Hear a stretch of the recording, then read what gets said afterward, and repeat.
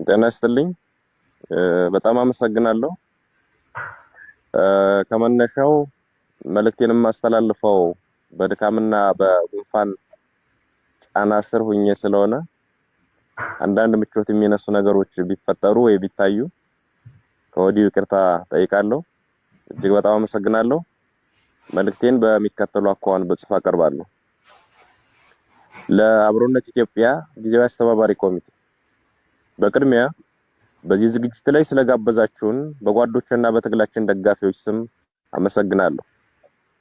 የአብይ አህመድን አገዛዝ ለመታገል እንድንገደድ ያደረገን ራሱ ግለሰቡና እርሱ የመሰረተው የግድያ የዝርፊያና የዘር ፍጅት መዋቅር ነው። የአማራ ህዝብ መንግስትነትን አሳምሮ የሚያውቅ ለመንግስትነት መጽናትም የሚዋደቅ የነጻነትን ጥቅምና ዋጋ በሚገባ የሚረዳ ህዝብ ነው። በዚህ መንግስትነትን በሚያውቅ ህዝብ ላይ ጊዜና ሁኔታ ተገጣጥሞለት የመንግስት መሪ የሆነው አብይ አህመድ ግን መንግስታዊ ስልጣንን ህዝብን በዘሩ ለመግደልና ለማፈናቀል የዘር ፍጅት ለመፈጸሚያነት አዋለው።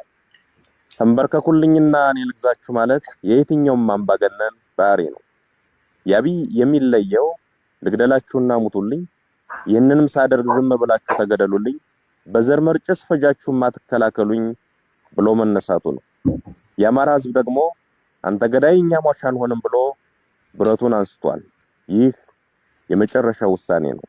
ከዚያ በፊት ህዝባችን የደም መፋሰስ ሳይመጣ የአብይ አህመድ አገዛዝ የአማራ ህዝብ ላይ የሚያደርሰው በደልና መፈናቀል፣ ጥቃትና ክፋት እንዲያቆም በሁሉም የክልሉ ዋና ዋና ከተሞች በሰልፍ ጠይቋል። በወቅቱ ህዝቡ በሰላማዊ ሰልፍ ጭምር አትግደሉኝና አታፈናቅሉኝ ብሎ ሲማጸን ራሱ አብይ የሰጠው መልስ እናንተ ጩኸታሞች የሚል ነበር። ቆይቶም የአማራን ህዝብ በብዙ ጸያፍ ቃላት መዝለፍ ጀመረ። ለተነሳ ሰላማዊ ጥያቄ ሁሉ ህዝብን መዝለፍ ሳይበቃው ጠመንጃህን ብቻ ሳይሆን ቀበቶህንም አስፈትቻን በረክካለሁ ብሎ ዘመተ። ቁጭ ብለን አንሞትም ያለ ትውልድ ይህ ሰውዬና ምስለኔዎቹ እስካሉ ድረስ እረፍትም ህይወትም አይኖረኝም ብሎ ህልውናውን ለማረጋገጥ እየታገለ ይገኛል። ወዳጆቻችን እንዲያስታውሱት፣ ጠላት ደግሞ እንዲገባው መግለጽ የሚያስፈልገኝ አንድ ነገር አለ። የአማራ ህዝብ ወደዚህ አይነት መራራ ትግል ውስጥ የገባው መሮት ብቻ አይደለም፣ የሰላም መንገዶች ሁሉ ተዘግተውበት እንጂ። የታመመ አዲስ አበባ ሄጄ ልታከም ቢል ተደብድቦ ይመለሳል። በተለያዩ የሀገሪቱ ክፍሎች ያለን አማራ እየገደሉ የተረፈውን አፈናቀሉት። በአንድ ወቅት የተባበሩት መንግስታት ድርጅት እንዳለው በ11 የአማራ ክልል ዞኖች ውስጥ 11 የተፈናቃይ መጠለያዎች ተፈጠሩ።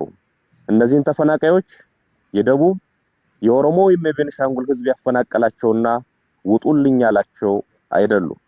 ገድሎ የተረፉትንም ነቅሎ ያፈናቀላቸው የአብይ አህመድና የሽመልስ አብዲሳ አገዛዝ የአሻድሊ ሐሰን ተላላኪያዊ መዋቅርና ስራ ነው። የአማራን ህዝብ አፈናቅለው ብቻ አልበቃቸውም። በቀይም መጠን እንገላለን፣ አትግደሉኝ፣ አታፈናቅሉኝ ብሎ በየከተማው በየአደባባዩ ተሰለፈ።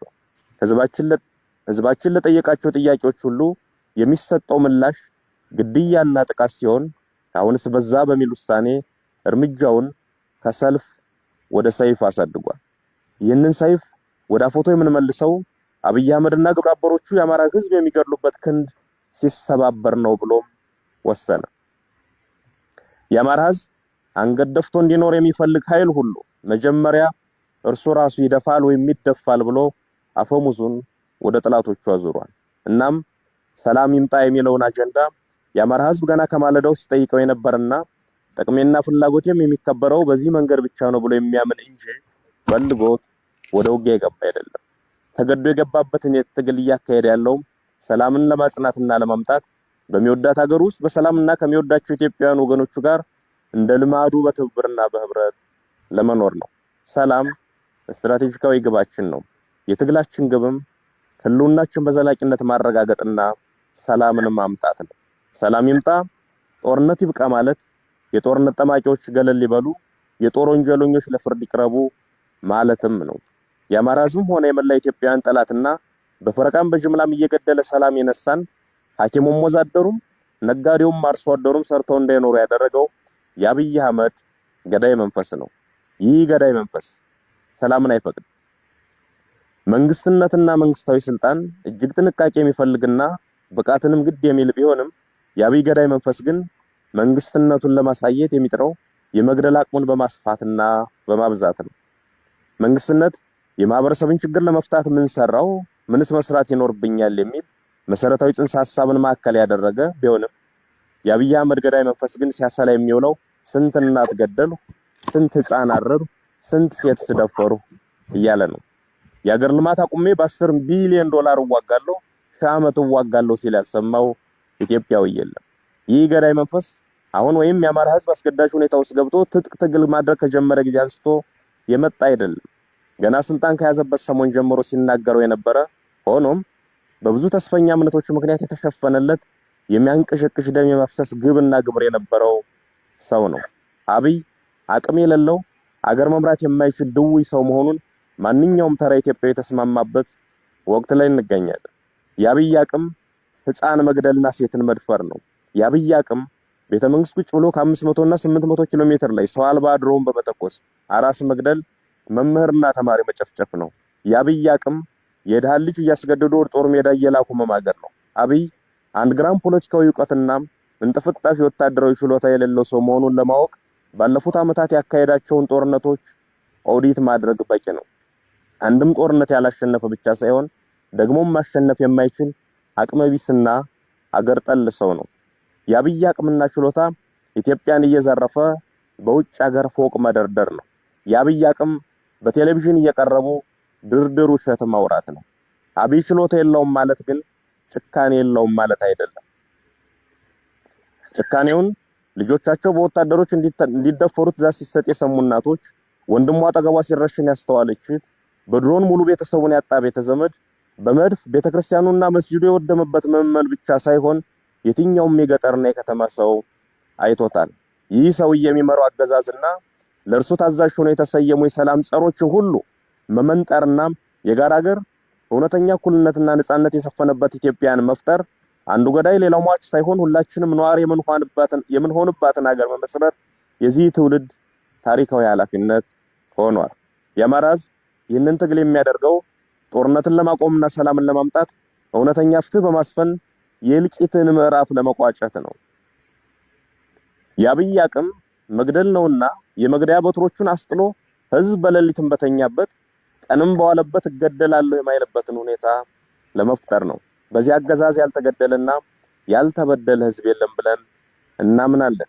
ከዚህ በኋላ ባለችው ኢትዮጵያ ውስጥም አንዱ ተንበርካኪ ሌላው አንበርካኪ የሚሆንበት መንገድ መኖር የለበትም ብለንም እናምናለን። ሰዎችም በሙያቸው፣ በማንነታቸው፣ በሃይማኖታቸውም፣ በጾታቸውም በፈረቃና በተናጠል የሚገድለው የሚያስረውና የሚያፈናቅለው የአብይ አህመድና የምስለኔዎቹ ስብስብ በስልጣን ላይ እስካለ ድረስም የትኛውም ህዝብ ሰላም ያገኛል ማለት አይቻልም። እንደዛም አናምንም። በመሆኑም የጎንዮሽ አለመግባባቶችን እየፈታን ዋናው የሰላማችን ጦት ዘበኛ የሆነውን አገዛዝ ለማስወገድ በሁሉም አይነት መንገድ መናበብና መነጋገር ያለብን ወቅት ላይ እንደምንገኝ ማስታወስ ያስፈልገናል። ይህ ግለሰብና ሎሌዎቹ አገሪቱን ይጠሏታል። የእያንዳንዳችንን ህይወት ማሳጣት ሲያቅታቸው አገር አሳጥተውን እነርሱ ወዳዘጋጁት ሀገር መፈርጠጣቸው አይቀርም። ያ ከመሆኑ በፊት የአንዳችን ቁስል ለሌላችን ህመም ሆኖ አንዳችን ለሌላችን ደራሽ ሆነን ተባብረን ይህን አገዛዝ ለማስወገድ መናበብና የጋራ ግንባር ለመፍጠር መሽኮርመም የለብንም። የኢትዮጵያን ፖለቲካ ኃይሎች ገድዬ አሰሬና ከፋፍዬ ጨርሻለሁ የሚለውን የአብይ አህመድን እብሪት በመተባበርና በመነጋገር አንድ ሀገርና አንድ የጋራ ጠላት አለን በሚል መንፈስ በመረባረብ ማሳየት መታገል ይኖርብናል። አብሮነታችን መጀመር ያለበትም ከዚህ ነው። የጋራ ሀገር የጋራ ጠላት አለን፣ በጋራ መታገል ይገባናል ብለን ማመን። ይህንን ስናደርግ ሰላምንም እናመጣለን፣ ጦርነትም ያበቃል። አዲስ ትውልድ፣ አዲስ አስተሳሰብ፣ አዲስ ተስፋ፣ ክፋት ለማንም በጎነት ለሁሉም። አመሰግናለሁ። በጣም እናመሰግናለን።